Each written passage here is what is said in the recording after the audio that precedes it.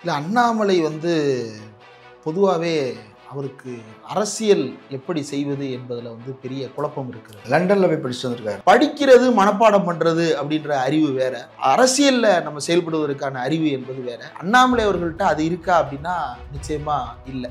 ரொம்ப முக்கியமான ஒரு பிரச்சனை சிவகுரு துரைராஜ் அப்படின்றவரு தான் நடத்தின நர்சிங் கல்லூரி மாணவியை மிரட்டி பாலியல் வன்புணர்வு செய்ததா புகார், கைது செய்யப்பட்டாரு. சிவகங்கை மாவட்டத்தில் போய் சவுக்கால் அடிச்சுக்கிட போறீங்களா? இப்ப இன்றைக்கு என்ன செய்யலாம்? மேற்கு வங்காளத்துல கவர்னர் மேலே ஒரு புகார் வந்தது. நீங்க நியமிச்ச கவர்னர் தான், இப்ப என்ன செய்யலாம்? குடியரசுத் தலைவர் தான் நியமிச்சாங்க. குடியரசுத் தலைவர் வீட்டு வாசல் முன்னாடி போய் சவுக்கால் அடிச்சுக்கிட்டுங்க, ஏன் அடிச்சுட மாட்டீங்க? அப்ப இதிலிருந்து மாணவர்கள் ஒரே ஒரு விஷயத்தை புரிந்து கொள்ள வேண்டும். இவர்கள் யாரும் உங்களுடைய தீர்வுக்காக போராட போவது அல்ல. எந்த அரசியல் கட்சியும் உங்களுடைய தீர்வுக்கு போராட போவது அல்ல. உங்களுடைய பிரச்சனையை நீங்க தான் இப்ப பேசி ஆகணும். அரண்சை நண்பர்களுக்கு வணக்கம். அரண்சை ஊடகம் சுயேட்சையாக இயங்குவதற்காகவே உருவாக்கப்பட்டது. நாம் செய்கிற வேலை உண்மையிலேயே மக்களுக்காக செய்கிறோம் என்பதை நீங்கள் நம்பினால், வாய்ப்பு இருந்தால் இந்த ரேசர் பே கியூஆர் கோடுக்குள்ளே நீங்கள் அதை ஸ்கேன் பண்ணி எங்களுக்கு உங்களால் இயன்றதை விருப்பம் இருந்தால் ஆதரவு தெரிவிக்கலாம். அரண்சை நேயர்களுக்கு வணக்கம். நான் மதன் அறிவுலகன். இன்றைய நமது சிறப்பு விருந்தினர் இந்திரகுமார் தேரடி அவர்கள். நிறைய விஷயங்கள் விவாதிக்க இருக்கிறோம், அவரை வரவேற்கலாம். வணக்கம். வணக்கம். இப்போ அண்ணாமலை அவர்களுடைய போராட்டம், சொன்னதை செய்து விட்டார் அண்ணாமலை அப்படின்னு. இப்போ ஒரு பல்கலைக்கழக மாணவி பாதிக்கப்பட்டிருக்கிறார், முன்னோருக்கு ஆளாக்கப்பட்டிருக்கிறார். அவங்க வழக்கு காவல் நிலையத்தில் புகார் சொல்கிறாங்க, விசாரணை, சம்மந்தப்பட்ட குற்றவாளி கைது செஞ்சுருக்கிறாங்க. அதற்கு பிறகும் இந்த போராட்டம், நேற்று முழுக்க போராட்டங்கள் நடந்தது. அதிமுக போராட்டம், பிஜேபி போராட்டம், அதுவும் நடந்திருக்குது. இப்போ நீங்கள் சாட்டையில் அடிச்சிட்டு இருக்கிறாரு, கைது செய்யப்பட்டாச்சு. அதுக்கு பிறகு ஏன் என்ன இந்த போராட்டம்? இல்லை, அண்ணாமலை பொதுவாகவே அவருக்கு அரசியல் எப்படி செய்வது என்பதில் பெரிய குழப்பம் இருக்கிறது. லண்டனில் போய் படிச்சுட்டு வந்திருக்காரு. அந்த இதில் தான் பல்வேறு விஷயங்கள் விவாதிக்க வேண்டியிருக்கு. லண்டனில் போய் படிச்சுட்டு வர்றது அப்படின்றதெல்லாம் டெக்ஸ்ட் புக்காக நிறைய படிக்கலாம். இப்போ நம்ம ஊர்லேயே பார்த்தோம் அப்படின்னா நிறைய பேர் சங்கிகளே பல பேர் என்றென்றும் பெரியார் ஏன், அன்றும் இன்றும் என்றும் பெரியார், அன்றும் இன்றும் என்றும் மார்க்ஸ், இந்த மாதிரி பெரிய பெரிய வால்யூமினஸ் புக்ஸ்லாம் இருக்கும். அந்த புக்ஸ்லாம் வாங்கி வச்சு படிச்சுட்டு இருப்பாங்க. எதுக்கு படிக்கிறோம், என்ன படிக்கிறோம் அப்படின்றது தெரியாமல் சும்மா என்னத்தையாவது படிக்கணும் அப்படின்றதுக்காக, எதிராளிகள் என்ன கருத்து சொல்கிறாங்க அதை பதில் சொல்கிறதுக்காக படிக்கிறது. இது ஒரு ரகம். இன்னொரு டைப் ஆஃப் ரீடிங் இருக்குது. எதையோ ஒன்று படிக்கிறோம் அப்படின்றதுக்காக படிக்கிறது. பல பேர் அதை அப்ளை பண்ணுறது அப்படின்றதுல தான் சிக்கல் இருக்குது. என்னன்னாலும் படிக்கலாம், சங்கியாகவே கூட இருக்கலாம். ஆனால் அந்த பாலிடிக்ஸை நடைமுறையில் எப்படி சாத்தியப்படுத்தி காட்டுறோம் அப்படின்றது தான் வேலை. இப்போ அண்ணாமலை லண்டனில் போய் படிச்சுட்டு வந்தது, அல்லது இதுக்கு முன்னாடியே கூட நிறைய கோர்சஸ்லாம் படிச்சிருக்கிறாரு. பிடெக்கோ பிஏஓ முடிச்சுட்டு, அதுக்கு பிறகு எம்பிஏலாம் முடிச்சுட்டு, யூபிஎஸ்சி எக்ஸாம்லாம் கிளியர் பண்ணி நிறைய படிச்சுட்டு தான் வந்திருக்கிறாரு. படிக்கிறது மனப்பாடம் பண்ணுறது அப்படின்ற அறிவு வேற, அரசியலில் நம்ம செயல்படுவதற்கான அறிவு என்பது வேற. அண்ணாமலை அவர்கள்ட்ட அது இருக்கா அப்படின்னா நிச்சயமா இல்லை. தமிழ்நாட்டு அரசியலை பொறுத்த வரைக்கும் நம்ம தொடர்ந்து பல்வேறு விஷயங்களை எதிர்கட்சியாக, ஆளுங்கட்சியாக, இயக்கங்களாக பல அரசியல் பிரச்சனைகளை நம்ம தொடர்ந்து அட்ரஸ் பண்ணி பேசியிருக்கிறோம். ரொம்ப முக்கியமான ஒரு பிரச்சனை இந்த பாலியல் ரீதியான சிக்கல் அப்படின்றது. இதை கையாளுவது அப்படின்றது ரொம்ப கவனமாக கையாள வேண்டும். ஏன் அப்படின்னா இது ரொம்ப சிக்கலான ஒரு புள்ளி, ரொம்ப சென்சிட்டிவான விஷயம். அதில் பாதிக்கப்பட்ட பெண்ணினுடைய பெயரை வெளிப்படுத்தக்கூடாது, அவருடைய தனிப்பட்ட தகவல்களையும் பகிரக்கூடாது. அதே நேரத்தில் அதை செக்ஷுவலைஸ் பண்ணி பேசிடக்கூடாது. அப்படி பேசிட்டா அது இஷ்யூவை தாண்டி அது வேற ஒரு கதை சொல்லும் துணிக்கு போய் சேர்ந்துடும். இப்படி பல நெருக்கடி இந்த பிரச்சனைக்குள்ளே இருக்குது. இப்போ இப்படியான ஒரு பிரச்சனையில் தான் அண்ணாமலை தன்னுடைய பயங்கரமான போராட்டம் நேற்று அவர் அறிவிச்சிட்டாரு. இனிமேல் என்னுடைய பாதை, அவர் இப்போ இந்த சிவாஜி படம் பார்த்துருக்கீங்களா? சிவாஜினா நடிகர் சிவாஜி இல்லை, நம்ம ரஜினிகாந்த் நடித்த சிவாஜி த பாஸ். அதில் சொத்து வீடு எல்லாத்தையும் இழந்துட்டு நடு ரோட்டில் நின்று ஒரு இட்லியை சாப்பிட்டு கடைசியில் ₹1 மிச்ச காசை கொண்டு விவேக் பாக்கெட்டில் வைப்பார். அது இந்த ஆதிசேஷன் கொடுத்த அந்த ₹1 அதை அப்படி தூக்கி போட்டு இனிமேல் என்னோட பாதை சிங்க பாதை அப்படின்னு சிலிர்ப்பார். அந்த மாதிரி ஒன்று பண்ண போறாரு போல அண்ணாமலை அப்படின்னு நினச்சி பார்த்தோம்னா, நான் 6 தடவை சாட்டையால் அடிச்சுக்க போகிறேன். சாட்டையால் அடிக்கிற போராட்டம் ஒன்று, அதை நான் 6 தடவை சாட்டையால் அடிக்கும் போராட்டம். 6 படை இருக்கு இல்லையா முருகனுக்கு? ஒரு படை வீட்டுக்கு ஒரு அடிதான் வேல்யூவா? அது ஒரு அடையாள போராட்டம் தானே. முருகனுக்கு நான் நேர்த்தி கடன் வச்சிருக்கிறேன், 40 நாள் விரதம் இருக்கிறேன், விரதத்தை தொடங்குறேன், இதுல இருந்து தொடங்குறேன். இது சங்கல்பம். திமுக ஆட்சியை வீழ்த்தும் வரை நான் செருப்பு போட மாட்டேன், எல்லாம் சேர்ந்து ஒன்றா தானே சொல்கிறார். இந்த தன்னைத்தானே வருத்தி கொள்ளும் போராட்டம் அப்படின்றது வந்து உலக அளவில் இருக்கக்கூடிய ஒன்று தான். நம்ம சங்க இலக்கியங்கள்லேயே பார்த்தோம் அப்படின்னா மடலேறுதல் அப்படின்னு சொல்லுவாங்க. ஒரு காதலன் காதலி இணைய முடியாத தருணத்தில் அல்லது காதலன் வந்து என்ன செய்வார் அப்படின்னா மடலேறுதல் அப்படின்றதெல்லாம் கூட குறிப்பிட்டிருக்கிறாங்க. இதெல்லாம் கடந்த கால வரலாறு, ஒவ்வொன்றும் வேற. இப்போ கூட பார்த்தோம் அப்படின்னா காலேஜஸில் அல்லது வெளியே நீ என்னை லவ் பண்ணலைன்னா நான் அறுத்துக்குவேன் அப்படின்னு டாக்ஸிக்கான லவ்வர்ஸ் எல்லாம் நம்ம பார்க்குறோம். இது ஒரு ரகம். போராட்டம் அப்படின்னு வரும் பொழுது தன்னைத்தானே வருத்தி கொள்வதில் ரொம்ப முக்கியமான ஒரு போராட்டம் என்ன அப்படின்னா உண்ணாவிரத போராட்டம். உண்ணாமல் இருப்பது அப்படின்றது வந்து இது என்ன அப்படின்ற மாதிரி தோணலாம். இன்றைக்கு அது வந்து ஒரு நாள் அடையாள உண்ணாவிரதமாக மாறிவிட்டது, அரை நாள் அடையாள உண்ணாவிரதமாக மாறிடுச்சு. ஆனால் உண்ணாவிரத போராட்டம் அப்படின்றது ரொம்ப கொடூரமானது, அது உயிரையே எடுத்து விடக்கூடியது. சமீபத்தில் தமிழ்நாடு என்று பெயர் வைக்க சொல்லி நடந்த அந்த போராட்டத்தில் வந்து சங்கரலிங்கம் அப்படின்ற தியாகி வந்து சாப்பிடாம இருந்து செத்தே போயிட்டாரு. தன்னைத்தானே வருத்தி கொண்டு இப்படியான போராட்டங்கள். இன்னொன்று தீக்குளிப்பு போராட்டங்கள், இந்தி திணிப்பு போராட்டங்களின் பொழுது நம்ம பார்த்தோம் அப்படின்னா கீழப்பழுவூர் சின்னசாமி அப்படின்ற ஒரு நபர் வந்து ஒரு கடிதத்தை எழுதி வைத்து விட்டு திருச்சி ரயில் நிலையத்தில் வந்து தீக்குளிச்சு செத்து போறாரு. இப்போ இந்த மாதிரியான தன்னைத்தானே வருத்தி கொள்ளும் போராட்டங்களை நம்ம பார்த்துருக்குறோம். இதெல்லாம் எதுக்காக நடத்தப்படுது அப்படின்னா ஒன்னொன்னுக்கு பின்னாடி ஒரு காரணம் இருக்கு. சசி பெருமாள் வந்து யாருமே வந்து இது பண்ணக்கூடாது, குடி நோயால பாதிக்கப்படக்கூடாது, இந்த குடி வந்து பெரிய கேடாக இருக்குது, அவர் காந்தியவாதி, அறப்போராட்டம் இருந்து உயிர் துறக்கிறார். இன்னொரு பக்கம் தியாகி சங்கரலிங்கம் உயிர் நீத்தது அப்படின்னு பார்த்தோம் அப்படின்னா தமிழ்நாட்டுக்கு தமிழ்நாடுன்னு பேர் வைக்க சொல்லி தன்னோட சொந்த கட்சியை எதிர்த்து போராட்டம் பண்ணி பாவம் பச்சை தமிழர் காமராஜர் ஆட்சி காலத்துல படுபாதகமா அவர் துடிக்க உண்ணாவிரதம் இருந்து செத்து போனார். நம்ம ஊர்லேயே ஈழத்தமிழர் போராட்டங்களுக்காக பல பேர் வந்து தீக்குளித்த சமீப வரலாறுகள்லாம் நம்மள்கிட்ட இருக்கிறது.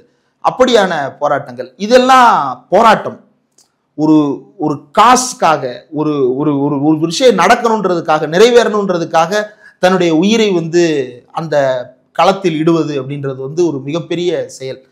இது ஒரு டைப் அப்படின்னா இன்னொரு பக்கம் இன்னொரு வகையான போராட்டம் இருக்கிறது. எப்படின்னா யாருக்கு எந்த உரிமையை கொடுத்துடக்கூடாதுன்றதுக்காக தன்னைத்தானே வருத்திக்கிறது. நீங்கள் இதில் இப்போ திரைப்படங்கள் எல்லாம் பார்த்தீங்க அப்படின்னா இயேசுவை வழிபடுபவர்கள் ஒரு பக்கம், சாத்தானை வழிபடுபவர்கள் ஒரு பக்கம்.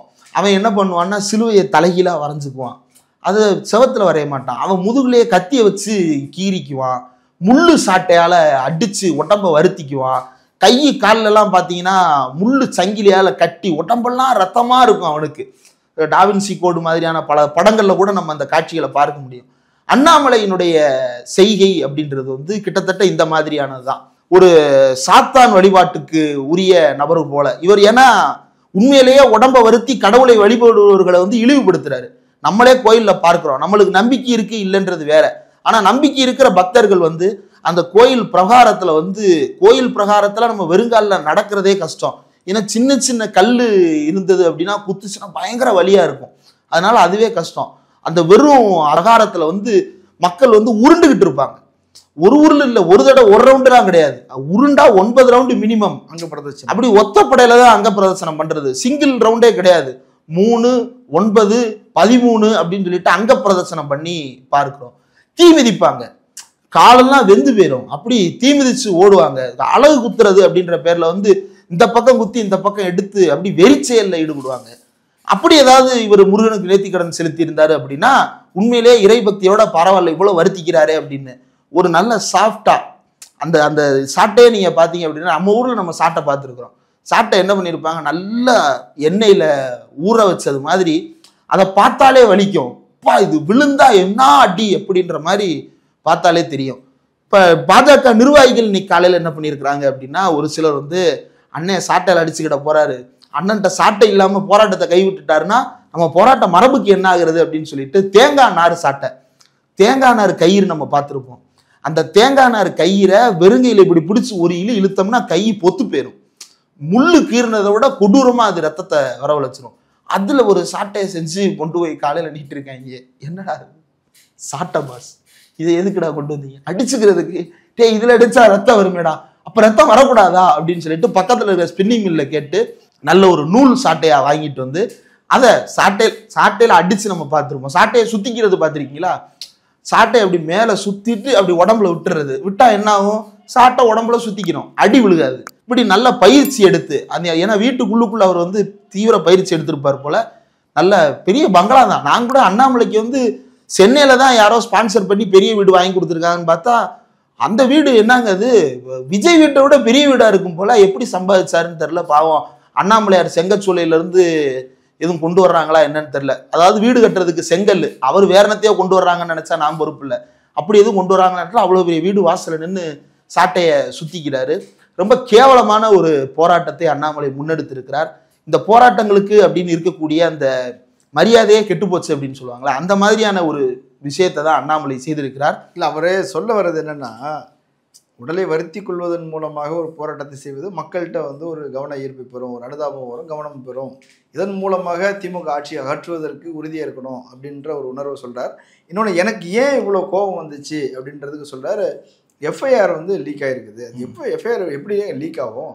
அதை வந்து போலீஸை லீக் பண்ணியிருக்கிறாங்க. அந்த எஃப்ஐஆரில் எழுதியிருக்கிற விஷயங்களை பாருங்கள். அந்த பெண்ணையே வந்து குற்றவாளி அப்படின்றது போல் வந்து சொல்லுது.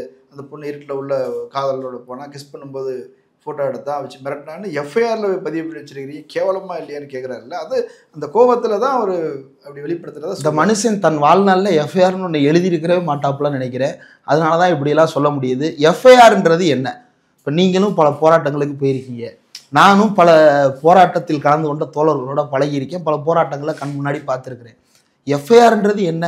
பாதிக்கப்பட்ட நபர் என்ன சொல்றாங்க அப்படின்றது தான்.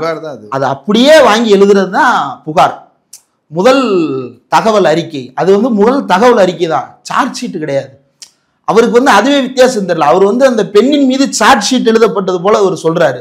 முதல் தகவல் அறிக்கைன்றது என்ன? நான் சொல்றத காவல் நிலையத்தில் அப்படியே பதிவு செய்து கொள்வது அப்படின்றது தான். இதுக்கே இப்படி சொல்றாரு. போக்சோ வழக்குகள் அப்படின்னு ஒரு வழக்கு இருக்கு. அந்த வழக்குல எல்லாம் அந்த குழந்தை என்ன சொல்லுதோ அந்த குழந்தை சொல்றத அப்படியே எழுதுறது தான் எஃப்ஐஆர். இதுதான் பாலியல் குற்ற வழக்குகள்ல இருக்கக்கூடிய நடைமுறை. இதுவே தெரியாம தான் இவர் இத்தனை வருஷம் ஐபிஎஸ்ஆ இருந்தாரான்றது எனக்கு ரொம்ப அதிர்ச்சியாக இருக்கிறது. எஃப்ஐஆர் வெளியானது அப்படின்றது வந்து ஏற்றுக்கொள்ள முடியாத ஒரு துயர சம்பவம். எஃப்ஐஆர் எப்படி வெளியாகுது அப்படின்னா, பத்திரிகையாளர், அவருடைய பேர் கூட தெரியும், ஆனா நான் சொல்ல விரும்பல, மூத்த பத்திரிகையாளராக தன்னை காட்டிக்கொள்ளக்கூடிய ஒருத்தர் தான் இன்னும் பணியாற்றி கொண்டிருக்கிறார். பத்திரிகையாளர் சங்க தேர்தலெல்லாம் கூட அவர் போட்டிட்டார். அவர் தான் என்ன பண்றாரு, எஃப்ஐஆரை வந்து அப்படியே ஜூம்ல போட்டு எஃப்ஐஆர்ல என்னென்னலாம் எழுதியிருக்கு அப்படின்னு சொல்லிட்டு தன்னுடைய செய்தி நிறுவனத்துல வந்து அதை டெலிகாஸ்ட் பண்றாங்க. அப்ப அதை வந்து அந்த செய்தியாளருக்கு கொடுத்தது யாரு அப்படின்னா, போலீஸ் என்ன சொல்றாங்க, நாங்க வக்கீலுக்கு கொடுத்தோம், அந்த வக்கீல் யாருன்னா அந்த பொண்ணோட சித்தப்பா அப்படின்னு சொல்றாங்க.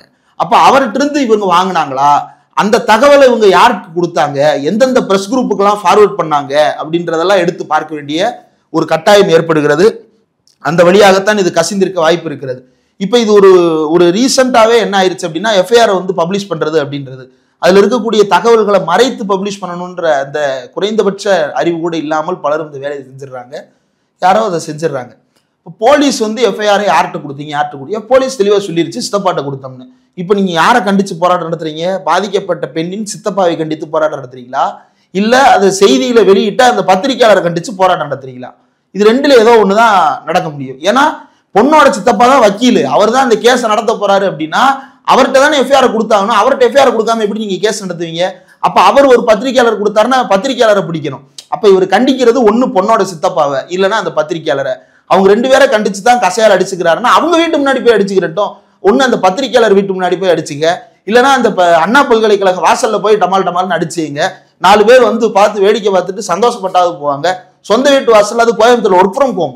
இப்போ அரசியல் வந்து ஒர்க் ஃப்ரம் ஹோம் வந்து ரொம்ப பிரபலம் ஆயிருச்சு. இந்த ஒர்க் ஃப்ரம் ஹோம் நடைமுறையை முதல்ல கண்டுபிடிச்சது யாருன்னா செல்வி ஜெயலலிதா அவர்கள். மாண்புமிகு இதய தெய்வம் புரட்சி தலைவி பொன்மன செல்வி ஜெயலலிதா அவர்கள் வந்து கொடநாட்டில் போய் உட்காந்து ஒர்க் ஃப்ரம் ஹோம் பண்ணுவாங்க. அதுக்கு பிறகு அவங்க ஒர்க் ஃப்ரம் ஹாஸ்பிட்டல்லாம் கூட பண்ணியிருக்கிறாங்க, அது வேறு அத்தியாயம். இப்போ அதை ரீசெண்டாக நடைமுறைப்படுத்தினது யாரு அப்படின்னா, நம்ம தாவேகா ட்விட்டர் வெற்றி கழக விஜய் அவர்கள். அவர் வீட்டிலேயே உட்காந்து ஒரே இடத்துல வந்து சுமார் அவர் ஒரு 100 தலைவர்கள் படம் வச்சிருக்கிறாரு. 50 படத்தையும் வந்து அச்சடிச்சு வச்சு போட்டோ ஷூட் நடத்தி முடிச்சுட்டாரு போல. போஸ் மாறாம தினமும் ஒரு போட்டோ வந்திருக்குது. இது ஒரு நாள் ஒதுக்கி எல்லா போட்டோவும் எடுத்து வச்சுட்டு ஒன்னொன்னா டெலிவரி அப்படிதான் பண்ணிட்டு இருக்கிறாங்க போல. அன்னன்னைக்கு போஸ்ட் பண்ணிக்கலாம் அப்படின்னு சொல்லிட்டு அத ஒரு பக்கம். அதை கடைபிடிக்கிறது யாருன்னா எடப்பாடி பழனிசாமி. இப்ப அவர் வந்து எடப்பாடியில தான் இருக்கிறாரு. போராட்டம் பண்றதுன்னா கால் பண்ணிடுவாரு இவர் வந்து மேனேஜர், ஒரு ஐடி கம்பெனில மேனேஜர் என்ன பண்ணுவாரு, டீம் லீடருக்கு கால் பண்ணி, டீம் லீடர் என்னப்பா ஆச்சு, டீம் லீடர் என்ன பண்ணுவாரு, கீழே இருக்கிற எம்ப்ளாயிஸ் கால் பண்ணி என்னப்பா ஆச்சு அப்படின்ற மாதிரி. இவர் வந்து வேலுமணி கிடைக்க, வேலுமணி ஜெயக்குமார் கிடைக்க, ஜெயக்குமார் வந்து அங்க போய் நின்று பாட்டு படிக்கிறாரு. போராட்டம் பண்றதுக்கு போனா அதோ அந்த பறவை போல வாழ வேண்டும்னு மண்டபத்துல உட்காந்து பாட்டு பாடிட்டு இருக்கிறாங்க. இவர்கள் தான் இந்த மாணவிக்கு நீதி கேட்டு போராட்டம் நடத்தக்கூடியவர்களா அப்படின்றத அந்த மாணவர்கள் சிந்தித்து பார்க்கணும். உண்மையிலே உங்களோட வந்து போராட்டத்துக்கு நின்னது யாருன்னா எஸ்எஃப்ஐ தோழர்கள். அந்த தோழர்கள் தான் இன்னைக்கும் வந்து அந்த மாணவர்களுடைய பாதுகாப்பு காரணத்திற்காக போராட்டம் நடத்திட்டு இருக்கிறாங்க. அந்த மாணவர்கள் எப்படி பாதுகாக்கப்பட வேண்டும், அந்த சூழல் எப்படி இருக்க வேண்டும் என்பது குறித்து உண்மையான அக்கறையோடு போராடுவது எஸ்எஃப்ஐ. இப்ப இந்த அரசியல் கட்சிகள் என்ன பண்றாங்க அப்படின்னா, இதுல இருந்து டைவர்ட் பண்ணணும். என்னன்னு டைவர்ட் பண்ணணும்? இது அரசியல் விவகாரமா மாத்தணும். மாணவர்கள் பிரச்சனையாக இல்லாமல் அதை வேறு ஒரு அரசியல் கலர் கொடுக்கிறது. அவர் வந்து திமுக நிர்வாகி அப்படின்னு சொல்லிட்டு ஒரு வதந்தியை கிளப்பி விட்டாங்க. இல்ல அது அதுக்கான ஆதாரங்கள் எடுத்து கொடுக்குறாங்க இல்லையா? பத்திரிகையில் எடுத்து போடுறாங்க, முரசொலியில் வந்து செய்தி எடுத்து போடுறாங்க. அவர் வீட்டில் வந்து உதயநிதியோட எடுத்த ஃபோட்டோ இருக்குது, மாசுவோட எடுத்த ஃபோட்டோ இருக்குது, அமைச்சர்களோடய ஃபோட்டோ எடுத்துருக்காருன்னும் போது அது ஒரு சீரியஸான விஷயம் தானே. அமைச்சர்களோட ஃபோட்டோ எடுத்திருக்கிறாரு அப்படின்னா எத்தனையோ அமைச்சர்களை போய் சந்திக்கிறப்ப பல பேர் வந்து ஃபோட்டோ எடுத்திருக்கிறாங்க. இப்போ ஒன்றும் இல்லை, நான் வந்து திருமங்கலத்தில் பிகே என்ற ஒரு ஸ்கூலில் படிச்சுட்டு இருக்கேன். அவங்க ஸ்கூல் ஃபங்க்ஷனுக்கு சகாயம் ஐஏஎஸ் வந்து சீஃப் கெஸ்ட்டாக வர்றாரு. ஆஃபீஸ் ரூம்லேருந்து வெளியே கூப்பிட்டு வர்றாங்க. நான் என்ன பண்ணுவேன் அப்படின்னா, அந்த ஆஃபீஸ் ரூம் ஜன்னல் வழியாக பார்த்தோம் அப்படின்னா அவர் தெரியும். அந்த ஜன்னல் வழியாக உள்ளே உட்காந்து பேசிகிட்டு இருக்கிறத அப்படி நான் ஃபோட்டோ எடுத்து வெளியே நான் போடுறேன். இப்போ எனக்கு ஒரு சந்தோஷம், சகாயத்தை நான் பார்த்துட்டேன் அப்படின்னு சொல்லிட்டு. பார்க்குறவன் என்ன நினைப்பான், பரவாயில்ல சகாயத்தை போய் பார்த்துட்டான் போல அப்படின்னு அவன் நினைப்பான். உண்மையிலே என்ன, சகாயம் எங்கேயோ இருப்பார், நான் எங்கேயோ இருப்பேன். நாளைக்கு நான் ஏதோ ஒரு வழக்கில் மாற்றேன்னு வைங்க, சகாயத்தினுடைய மக்கள் பாதையை சேர்ந்தவன் நான் அப்படின்னு எழுதுறதா? அந்த மாதிரி தான் இதையும் நான் பார்க்கிறேன். போட்டோ எடுத்துட்டாங்க அப்படின்னா நிர்வாகியாக இருந்தாரா இல்லையா? அதுக்கு வந்து நம்ம ட்ரைப்ஸ் கரிகாலன் வந்து நேற்று அந்த நிர்வாகியை நேரில் போய் சந்திச்சிட்டாரு. டி ஞானசேகர், சைதை கிழக்கு பகுதி துணை அமைப்பாளர்கள் அப்படின்னு போட்டு எல்லா அணிகளுடைய துணை அமைப்பாளர் பேரும் வருது. அதுல ஒண்ணு டி ஞானசேகர். அந்த டி ஞானசேகர் அங்கேயே இருக்கிறாரு. அது மட்டும் அல்ல, அவர் வேற இவர் வேற, அவர் வேற இவர் வேற. உண்மையான அந்த பத்திரிகையில பகிரப்பட்ட டி ஞானசேகரும் இந்த கைது செய்யப்பட்ட ஞானசேகரும் வேற வேற. அப்படி பார்த்தா அண்ணாமலையும் அண்ணாமலையார் பிரிக்ஸும் ஒண்ணுன்றத அண்ணாமலை ஒத்துக்கணும்ல. அண்ணாமலை பேர்ல எதுக்கு அண்ணாமலையுடைய அக்கா வீட்டுக்காரரு செங்கச்சொல்ல நடத்துறாரு? அதெல்லாம் சேர்த்தானே பார்க்கணும். அப்ப முதல்ல இதை முடிப்போம். இந்த லைனை, ஞானசேகர் அப்படின்ற நபரை வந்து கரிகாலன் பேட்டி எடுத்திருக்கிறாரு. அவர் கடந்த 20 வருடமாக திமுகவில் இணைந்து பணியாற்றி கொண்டிருக்கிறார். அவருக்கு இப்போது காலில் அடிபட்டு இருக்கிறது. அதனால அவரால் வெளியே வர முடியல. அவர் வீட்டுக்கே கண்டுபிடிச்சு போய் கரிகாலன் ட்ரைப்ஸ்ல வந்து பேட்டி எடுத்து போட்டிருக்கிறாரு. இது மட்டும் இல்ல, இந்த கைது செய்யப்பட்ட ஞானசேகர் ஒரு நிர்வாகி ஒருத்தர்கிட்ட இருந்து கையில வந்து ஏதோ ஒரு ஷீட் வாங்குற மாதிரி ஒரு போட்டோ, அந்த போட்டோவை எடுத்து போடுறாங்க. அந்த போட்டோல இருக்கிற நிர்வாகியும் பேட்டி கொடுத்திருக்கிறாரு. ஆமா, இந்த நபர் எங்க ஏரியால குடியிருக்கிற நபர் தான், அவங்க அப்பா சித்தப்பா அம்மான்னு எல்லாரும் எங்களுக்கு தெரியும். ஏன்னா நான் இந்த பகுதியோட செயலாளராக இருக்கேன், இந்த பகுதியில வந்து அமைப்பாளராக இருக்கேன், எனக்கு இந்த பகுதியில் எல்லாரையும் தெரியும், அவரையும் நான் பார்த்துருக்கிறேன். ஆனா பழக்கம் கிடையாது. அவரை நான் பார்த்துருக்கிறேன், பல நேரங்களில் வந்திருக்கிறாரு, சந்திச்சிருக்கிறாரு. இந்த ஏரியால எல்லாரையும் உதவி அப்படின்னா எங்களை தான் வந்து கேட்பாங்க. அந்த வகையில் அவரும் வந்திருக்கிறாரு, பார்த்துருக்கிறாரு, அவரை நான் பார்த்துருக்கிறேன். மற்றபடி கட்சியில எந்த பொறுப்புலையும் இல்லை அப்படின்னு சொல்லிட்டாரு. உண்மையிலேயே அந்த ஞானசேகர் தான் இவரு அப்படின்னா, அந்த ஞானசேகர் வந்து ஏதாவது ஒரு பொறுப்புல இருக்கிறது தொடர்பா ஏதோ ஒன்று பரப்பணுன்றதுக்காக எங்கெல்லாம் ஞானசேகர் ஒண்ணும் இல்லை, முரசொலி வெப்சைட்ல போய் ஞானசேகர் சைட்டு செமிகாலன் www.murasoli.epaper.com போட்டீங்க அப்படின்னா அதுல வந்துடும். அதை பார்த்துட்டு இவங்க ஸ்கிரீன்ஷாட் எடுத்து வச்சுக்கிட்டு இந்த பத்தியா ஞானசேகர். எனக்கு எப்படி என்ன புரியலன்னா, இந்த ஞானசேகரோட போட்டோஸ் எல்லாமே எப்படி இவங்க கையில இவ்வளவு கராரா இருக்கு? நானும் அந்த ஞானசேகருடைய ட்விட்டர் ஐடியை தேடி பார்க்குறேன், இன்ஸ்டா ஐடி தேடி பார்க்குறேன், ஃபேஸ்புக் ஐடி தேடி பார்க்குறேன், எதுவுமே கிடைக்க மாட்டேங்குது. ஆனா இவங்களுக்கு ஞானசேகர் வந்து குழந்தையா இருந்ததுல இருந்து நாளைக்கு இப்ப அரெஸ்ட் ஆன வரைக்கும் எல்லா போட்டோ இவங்க கையில வச்சிருக்கிறாங்க. எனக்கு அது எப்படின்றது புரியல. ஓகே, இப்போ இதில் கமிஷனர் அருணுடைய ஒரு பத்திரிகையாளர் சந்திப்பு நடத்தியிருந்தார். விரிவாக பேசுவார், நிறைய தகவல்களை சொல்லுவார்னு எதிர்பார்த்தா அவர் வந்து எல்லாமே ஷார்ட்டாக சொல்கிறார், ரொம்ப சின்னதாக சொல்கிறார். இது மாதிரி அந்த பொண்ணு வந்து சார்னு ஒருத்தவங்களை வந்து சொல்லியிருக்கிறாங்க, ஒரு சார்னு ஒருத்தருக்கு ஃபோன் பண்ணி பேசினார் அப்படின்னு சொன்னால், இல்லை அப்போ ஏர்பிளைன் மோடில் போட்டுட்டு பேசியிருக்கிறாரு, அப்படி நடக்கலை அப்படின்றார். அந்த பொண்ணு வாக்குமூலம் ஒன்று கொடுக்குது, அவர் வேற ஒன்று சொல்கிறாரு, முரண்பாடாக இருக்குது அப்படின்னு மீண்டும் கேட்டால் கூட இது நான் கேட்ட கேள்வி, இது ஏற்கனவே பதில் சொல்லிட்டேன், அந்த மாதிரி போகிறதாக ஒரு விமர்சனம் வருது இல்லையா? ரொம்ப கராராக பேசுகிற மாதிரி ஒன்று. அதை எப்படி பார்க்குறீங்க? இல்லை, கமிஷனர் அருணுடைய ஸ்டேட்மெண்ட் அப்படின்றத வந்து அவர் தான் கிளாரிஃபை பண்ணணும். இந்த விஷயத்தை பொறுத்தவரையில் பாதிக்கப்பட்ட மாணவி கொடுத்த எஃப்ஐஆரின் அடிப்படையில் விசாரணை நடக்கிறது. அதற்கு பிறகு கோர்ட்டில் ப்ரொடியூஸ் பண்ணுவாங்க. இவர் தான் உண்மையான குற்றவாளியா, இவருக்கு பின்னால் இருந்து இயக்கியது யார் அப்படின்றதெல்லாம் அப்போ தான் தெரிவிக்கப்படும். காவல்துறை தரப்பை பொறுத்த வரைக்கும் அவங்க வந்து வெவ்வேறு வகையான செய்திகளை வெளியே விடுறது அப்படின்றது காவல்துறை ஒரு டாக்டிக்ஸாகவே ஃபாலோ பண்ணுறாங்க. இது அப்படியான ஒரு டாக்டிக்ஸா இல்ல உண்மையிலே கமிஷனர் அருண் இதுல வேற வேற வேற விதமான சித்தரிக்க விரும்புறாரா அப்படின்றதெல்லாம் வந்து அவர் தான் தெளிவுபடுத்தணும். அவருடைய பிரஸ் மீட்டை பொறுத்தவரையில அவர் அவ்வளவுதான் ஆன்சர் பண்றாரு. எஃப்ஐஆர் வெளியிட்டதும் தப்பு, அதை டிஸ்கஸ் பண்றதும் தப்பு அப்படின்னு சொல்லிட்டு எல்லாமே சுருக்கமாகத்தான் முடிக்கிறார். முதல்ல வந்து இந்த மாதிரி வந்து பிரஸ் மீட்ஸே அப்படின்றது தேவையா அப்படின்றத முதல்ல நம்ம யோசிக்க வேண்டியது இருக்கிறது. ஒரு பிரச்சனை நடக்குது அப்படின்னா உடனே எஸ்பி வந்து பேட்டி கொடுக்கணும், கமிஷனர் வந்து பேட்டி கொடுக்கணும். எல்லாரும் பேட்டி கொடுத்துட்டு இருந்தாங்கன்னா அப்ப யாரு விசாரணை நடத்த போறது? விசாரணை ஒரு பக்கம் நடக்குது, அதுல சில குழப்பங்கள் வருது. அவரே சொல்றாரு இது சென்சிட்டிவான விஷயம் என்பதால் நான் வந்து சொல்றேன், விசாரணையில் உள்ள விஷயங்கள் சொல்லக்கூடாது, ஆனாலும் இதுல ஒரு டவுட் இருக்கிறதுனால சொல்றேன். அந்த பையன் வந்து அவங்க உள்ள இருக்கிற நேரத்தில் ஏரோப்ளேன் மோட் போட்டு வச்சிருந்தான், அதனால இவன் யார்ட்டையும் பேசல, அந்த பொண்ணை மிரட்டுறதுக்காக உள்ள சார்னு சொன்னா பயந்துப்பாங்க ஸ்டூடெண்ட் அப்படின்றதுனால அதை யூஸ் பண்ணியிருக்கிறாங்கிற மாதிரி தான் ஒரு மேபி இருக்கலாம். அது வந்து அவருடைய போலீஸ் விசாரணையில தான் அது முழுமையா தெரிய வரப்போகுது. அதனால அதுக்குள்ள நான் போக விரும்பல. நமக்கு அது ட்ரையல், அந்த ட்ரையலை நடத்த வேண்டியது தான் போலீஸோட வேலை, கவர்மெண்டோட வேலை. அந்த ட்ரையலை நடத்துறதுக்கு எனக்கு விருப்பம் இல்லை. அந்த பெண் சொன்ன புகாரின் அடிப்படையில் இவர் வந்து கால் பண்ணாரா இல்லையான்றதை வந்து அவருடைய கால் ஹிஸ்ட்ரி எடுத்தா தெரிஞ்சிடும். அவருடைய கால் ஹிஸ்ட்ரி அப்படின்றத வந்து வெளியே பப்ளிஷ் பண்ண வேண்டிய அவசியம் இல்லை.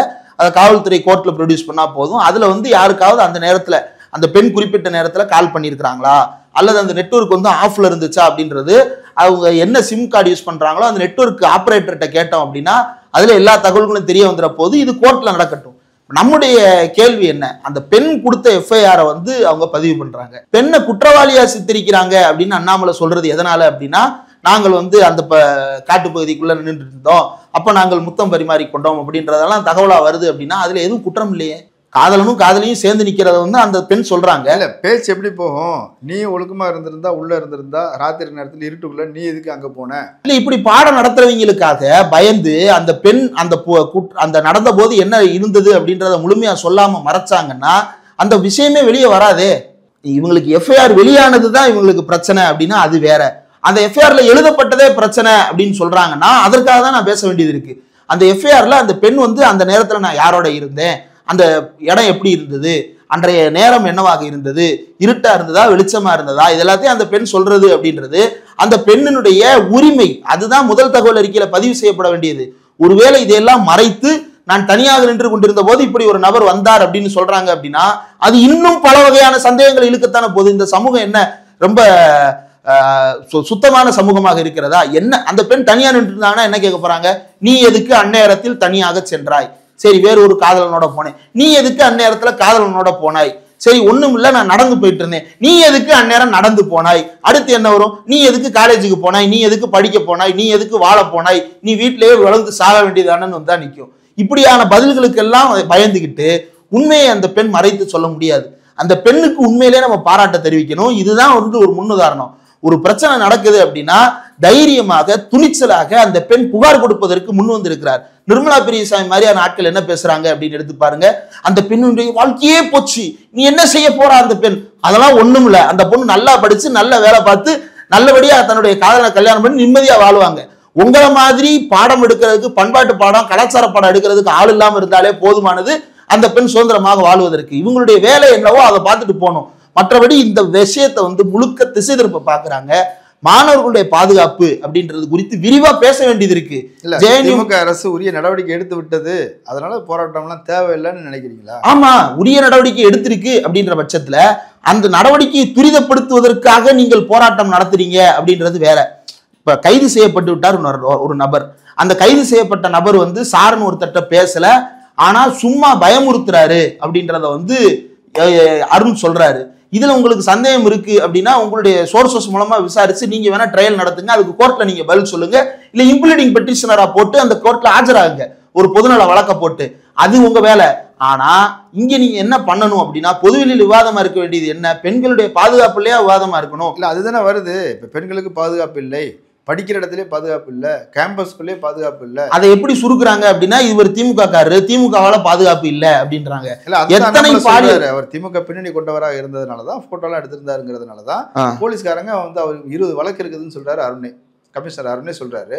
அப்படி இருக்கும்போது ஏன் வந்து அவனை கண்காணிப்புல வச்சிருக்கல, லிஸ்ட்ல ஏன் இல்ல அப்படின்னு ஒரு கேள்வி வருது. இல்ல 20 வழக்கு அவர் மேல இருக்கு. இப்ப அண்ணாமலை கூட தான் 10 வழக்குக்கு மேல இருக்கு. அவரை தூக்கி உள்ள வைக்கணும்னு நான் கேட்கிறேன். இப்ப என்ன அதுக்கு? அண்ணாமலை கூட இருக்கிறார் அமர் பிரசாத் ரெட்டின்ற நபரு, அவர் மேல 10 வழக்குகளுக்கு மேல இருக்கும். அவரை தூக்கி உள்ள வைங்க, ஏன் வெளியே இருக்கீங்க? ஒருத்தர் மேல வழக்கு இருந்தாலே அவரை தூக்கி உள்ள வச்சிடணுமா? அவர் குற்றவாளியா இல்லையா அப்படின்றத நிரூபிக்கிறதுக்கு நீதி பரிபாலன முறைக்கு நம்ம உரிய காலத்தை கொடுக்கணுமா வேணாமா? இந்த நபர் இதுக்கு முன்னாடி குற்ற செயலில் ஈடுபட்டு அதிமுக ஆட்சியில கைது செய்யப்பட்டிருக்கிறார். அவர் மீது போடப்பட்டு வழக்கு நிரூபிச்சு காட்டியிருந்தா இன்னைக்கு இந்த பிரச்சனை வந்திருக்குமா? அவங்க ஏன் நடவடிக்கை எடுக்கல அப்படின்ற கேள்வி அதிமுக கேட்கறீங்களா, திமுக கேட்கறீங்களா? இல்ல ரெண்டு பேரும் சேர்த்து நடவடிக்கை எடுக்கல. திமுக ஆட்சி நடவடிக்கை எடுக்கணும். திமுக ஆட்சியில இப்ப புகார் வந்தது, வந்த உடனே கைதாயிருக்கிறார்ல. இதுக்கு முன்னாடி இந்த மாதிரியான புகார்கள் வந்திருக்கா? வழக்கு பதிவாயிருக்கு அப்படின்றதுக்காண்டி விசாரணை கைதிகளை பூரா ஜெயில அடைச்சு வச்சிருக்கிறது அப்படின்னா இன்னைக்கு சென்னை சிறையில் இருக்கக்கூடிய 70% கைதிகள் வந்து விசாரணை கைதிகள் மட்டும்தான். தண்டிக்கப்பட்ட கைதிகள் 30% 40% பேர் தான் இருப்பாங்க. அப்ப இன்னும் எத்தனை லட்சம் பேரை விசாரணை கைதியா உள்ள தூக்கி வைக்கிறது? ஒருத்தர் மேல புகார் வந்துட்டாலே அவரை தூக்கி உள்ள வச்சுட்டு போயிட்டே இருந்தது அப்படின்னா பாஜக ஒருத்தர் இருக்க முடியாது. தமிழ்நாடு பாஜக ஆருத்ரா ஹரிஷ்ன்ற ஒருத்தர், அவர் நீங்க குற்றவாளின்னு தெரிஞ்சும் அவரை தூக்கி பக்கத்துல உட்கார வச்சு போட்டோ எடுத்து நீங்க அவரை இது பண்ணலையா? அவரை கட்சியில பொறுப்பு கொடுக்கலையா? கஞ்சா வித்து கைதாகி ஜெயிலுக்கு போயிட்டு வெளியே வந்த ஒரு நபரை நீங்க கட்சிக்குள்ள சேர்த்துக்கலையா? தாம்பரத்துல இல்ல அவர் திருந்தி வாழ்றேன்னு நினைக்கிறாரு, மறுவாழ்வு கொடுக்கும். இந்த எக்ஸ்கியூஸ் வந்து பாஜக காரங்களுக்கு பொருந்தும், மற்ற கட்சிக்காரங்களுக்கு பொருந்தாதான் நான் கேட்கிறேன். இப்ப அமித்ஷா இருக்கிறாரு, அமித்ஷா மேல இல்லாத குற்ற வழக்கா?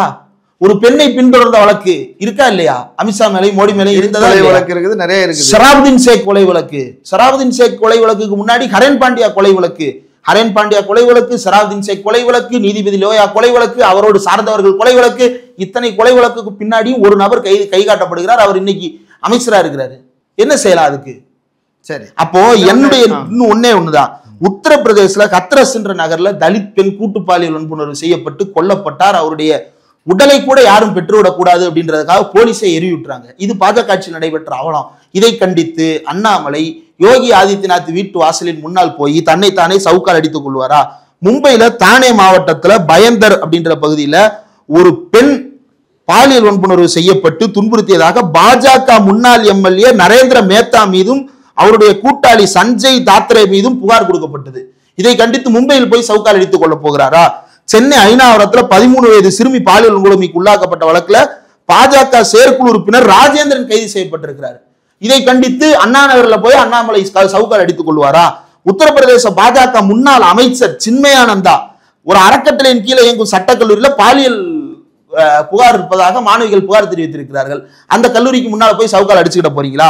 சிவகங்கை மாவட்ட பாஜகவினுடைய கலை கலாச்சார பிரிவு தலைவர் சிவகுரு துரைராஜ் அப்படின்றவர் தான் நடத்தின நர்சிங் கல்லூரி மாணவியை மிரட்டி பாலியல் வன்புணர்வு செய்ததா புகார், கைது செய்யப்பட்டாரு. சிவகங்கை மாவட்டத்தில் போய் சவுக்கால் அடிச்சுக்கிட போறீங்களா? இப்ப இன்றைக்கு என்ன செய்யலாம்? இன்னும் என்ற பட்டியல் இருக்கு.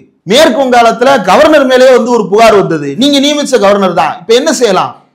குடியரசுத் தலைவர் தான் நியமிச்சாங்க. குடியரசுத் தலைவர் வீட்டு வாசல் முன்னாடி போய் சவுக்கால் அடிச்சுக்கிட்டுங்க, ஏன் அடிச்சுட மாட்டீங்க? அப்ப இதை ஒரு கட்சி பிரச்சனையாக மாற்றுவது அப்படின்றது அந்த மாணவர்கள் பிரச்சனையை திசை திருப்ப பார்ப்பது, அந்த மாணவர்களுடைய கல்வி உள்ளிட்ட அவங்களுடைய வாழ்வாதாரத்தையே கேள்விக்குள்ளாக்கக்கூடிய வகையில திசை திருப்புவது இந்த பாஜகவும் அதிமுகவும் இன்றைய சங்கிகளும் தான். இதிலிருந்து மாணவர்கள் ஒரே ஒரு விஷயத்தை புரிந்து கொள்ள வேண்டும். இவர்கள் யாரும் உங்களுடைய தீர்வுக்காக போராட போவது அல்ல. எந்த அரசியல் கட்சியும் உங்களுடைய தீர்வுக்கு போராட போவது அல்ல. உங்களுடைய பிரச்சனையை நீங்க தான் இப்ப பேசி ஆகணும். மாணவர்கள் மத்தியில ஒருத்த உள்ள வந்திருக்கிறான், செக்யூரிட்டி பிரீச் ஆயிருக்கு. செக்யூரிட்டி பிரீச் ஆனதுக்கு அந்த கல்லூரி நிர்வாகத்தை குற்றம் சாட்டி நீங்க போராடி இருக்கணும். இப்போ கவர்னர் இது குறித்து பேசல அப்படின்னு திமுக காரங்க சொல்றாங்க. இல்ல கவர்னர் ஏன் பேசணும்? நான் திமுக மேல இதுல எனக்கு மாற்று கருத்து இருக்கு. கவர்னர் ஏன் வாயை திறக்கணும்? அவர் தானே வேந்தர், அவர் எல்லாத்துக்கும் வாயை திறப்பாரு. இதுக்கும் ஏன் வாயை திறக்கணும்னு கேட்கணும். அவர் வேந்தர்ன்ற பேர்ல ஏற்கனவே பண்ற அட்ராசிட்டி பத்தாதா? இதுக்கும் அவர் வாயை திறக்கணுமா? திறந்தா என்ன சொல்லுவாருன்னு நினைக்கிறீங்க? ஏற்கனவே சிதம்பரத்துல வந்து தீட்சிதர்கள் குழந்தை திருமணம் பண்ணாங்க. குழந்தை திருமணம் பண்ணாங்கன்னு சட்டப்பூர்வமா ஆதாரத்தோட வழக்கு நடந்துகிட்டு இருக்கு. இவர் அதெல்லாம் ஒண்ணும் நடக்கல, அவங்க மேல வந்து புனையப்பட்ட வழக்கு போடுறாங்கன்னு இவர் வந்து பேசுறாரு. இவர் எதுக்கு திரும்ப வாயை திறக்கணும்? ஆனா இவர் திறந்தாரு அப்படின்னா இவர் என்ன பேசுவாருன்றது முன்னாடியே தெரியும். இந்த மாநிலம் பெண்களுக்கு பாதுகாப்பு இல்லாத மாநிலமாக மாறிக்கொண்டிருக்கிறது அப்படின்னு இவர் பேசுவாரு. அப்ப இந்தியா முழுவதும் இருக்கக்கூடிய மற்ற மாநிலங்கள் நடக்கக்கூடிய குற்ற வழக்குகளை எடுத்து பார்த்தேன் அப்படின்னா எல்லா ஆளுநரும் இப்படியே பேசலாம். இது இல்ல பிரச்சனை. மாணவர்கள் பிரச்சனை இப்ப பேசுபொருளா இருக்கணும். அதை பேசுபொருளா இல்லாம மாணவர்களுடைய சுதந்திரமாக அவர்கள் செயல்படுவதற்கான உரிமைகளை பற்றி பேசணும். ஜேஎன்யூ பல்கலைக்கழகம் இருக்கு, நாங்க நேர்ல போயிருந்தோம். விடிய விடிய அங்க மாணவர்கள் வந்து கூட்டங்கள் நடத்துறாங்க, ஆர்கனைஸ் ஆகுறாங்க, நடக்கிறாங்க, போறாங்க, வர்றாங்க, எல்லாம் இருக்கு. ஒரு மாணவிக்கு பிரச்சனை நடக்குது அப்படின்னா நானே பேட்டி எடுத்திருக்கேன். அந்த மாணவி ஓப்பனா சொல்றாங்க, அவங்க முகத்தையும் மறைக்கல, பேரையும் மறைக்கல, என்னிடமே பேட்டி கொடுத்திருக்கிறாங்க. நானே பாதிக்கப்பட்டேன், எனக்காக அந்த போராட்டம் நடந்தது, அந்த போராட்டத்தில் அந்த 3 பார்ப்பன மாணவர்களை வந்து இந்த கல்லூரியை விட்டு நீக்கணும் அப்படின்னு போராடணும். அதுல 2 பேர் வந்து அந்த கல்லூரிக்கிலே இல்ல. வெளியிலிருந்து வந்த நபர்கள், உள்ளூருக்குள்ள இருக்கிற ஒரு RSS காரன் வெளியிலிருந்து 2 பேரை கூட்டு வந்து இந்த பெண்ணுக்கு வந்து அபியூஸ் பண்ணியிருக்கிறான். அதை எதிர்த்து வாசல்ல நின்று போராடணும். அந்த வெஸ்டிகேட் இன்னைக்கு என் பேரை சொல்லும், நான் அந்த ப்ரொட்டஸ்ட் நாங்க முன்னின்று நடத்தினோம், அதற்கு எதிராக இன்னைக்கும் போராடிட்டு இருக்கிறோம் அப்படின்னு சொல்றாங்க. ஏன் அந்த அட்மாஸ்பியர் பொலிட்டிக்கலி மோட்டிவேட்டடா இருக்கு. இந்த கல்லூரி நிர்வாகம் அவங்கள சுதந்திரமா விட்டா அவங்க ஏன் காட்டுக்குள்ள போறாங்க? அவங்க ஸ்டோன் பெஞ்சில் உட்காந்து லவ் பண்ணுவாங்க. இப்ப என்ன கேடு? அவங்க மேஜர், அவங்க எல்லாம் 2 பேரும் 19 வயசுக்கு மேற்பட்டவங்க, அவங்க காதலிக்க அவங்களுக்கு உரிமை இருக்குல்ல. இதில் தலையிடுவதற்கு கல்லூரி நிர்வாகத்திற்கு என்ன தகுதி இருக்கிறதுன்னு நான் கேட்கிறேன். செனட்டா இருக்கட்டும், அந்த கல்லூரியினுடைய எந்த நிர்வாக அமைப்பாக இருக்கட்டும், யாருக்கும் அதில் தலையிடுவதற்கான உரிமை கிடையாது. அது பேசுபொருளா இருக்கணும். அந்த அழுத்தத்தை அரசாங்கத்துக்கு கொடுத்திருக்கணும். அதை கொடுக்க விடாம இவர்கள் வேண்டுமென்றே அரசியல் ரீதியாக திசை திருப்புகிறார்கள். ஏனென்றால் இவர்களுக்கு உண்மையில் மாணவர் நலனில் அக்கறை இல்லை. தன்னுடைய ஸ்டண்ட். இப்ப அண்ணாமலைக்கு என்ன ஆயிப்போச்சுன்னா, SFI போராட்டத்தை முன்னுக்கு வந்து நடத்திட்டாங்க. தமிழிசை சவுந்தரராஜன் போராட்டத்துக்கு வர்றேன்னு வந்து கைதாயிட்டாங்க. அவங்கள என்ன வார்த்தை சொல்றாரு? நாயை ஏத்துற மாதிரி ஏத்திட்டு போறீங்கன்றாரு. யார? முன்னாள் கவர்னரை, தன்னுடைய முன்னாள் தலைவரை, தன்னுடைய கட்சியின் மூத்த உறுப்பினரை, ஒரு பெண் தலைவரை இப்படி சொல்றாரு. நாயை ஏத்துற மாதிரி ஏத்திட்டு போறீங்க அப்படின்னு. நாயை ஏத்துற மாதிரி ஏத்துறாங்கன்னு சொல்றியா, இல்ல நீ அந்த வார்த்தையை அவங்கள மீன் பண்றது சொல்றியான்றது உனக்கும் நல்லா தெரியும், அக்காவுக்கும் நல்லா தெரியும். அது அவங்க சண்டை. உன் பிரச்சனை என்னன்னா, அக்கா வந்து நேத்து பெர்ஃபார்ம் பண்ணிட்டாங்க, நீ கோயம்புத்தூர்ல மாட்டிக்கிட்ட. ஒர்க் ஃப்ரம் ஹோமுக்கு சேமானிய ஸ்டாலின் போர்டு காட்டின, ஒர்க் அவுட் ஆகல. இப்ப என்ன பண்றது? ஃப்ரஸ்ட்ரேட் ஆகி முற்றி போய் நான் சவுக்கால் அடிச்சுக்கிறேன், செருப்பு கழட்டிட்டு நடக்க போறேன் அப்படின்னு சொல்லிட்டு ஒரு முற்றிய மனநிலையில் இருக்கிறார். பாஜகவினுடைய தலைமை இதை கவனத்தில் கொண்டு அவருக்கு உரிய சிகிச்சை அளிக்கணும். அவருக்கு மேற்படிப்பு இப்போது தேவையில்லை, அவருக்கு உரிய சிகிச்சை தேவை.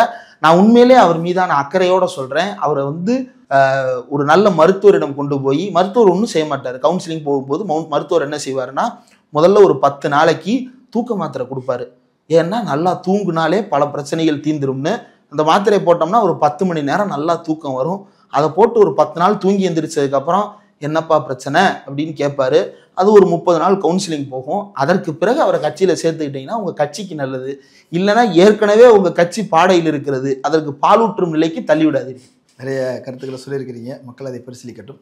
கலந்து கொண்டு கருத்துக்களை பகிர்ந்தமைக்கு நன்றி. நேரில் மற்றொரு விருந்தினரோடு மீண்டும் சந்திக்கலாம். நன்றி.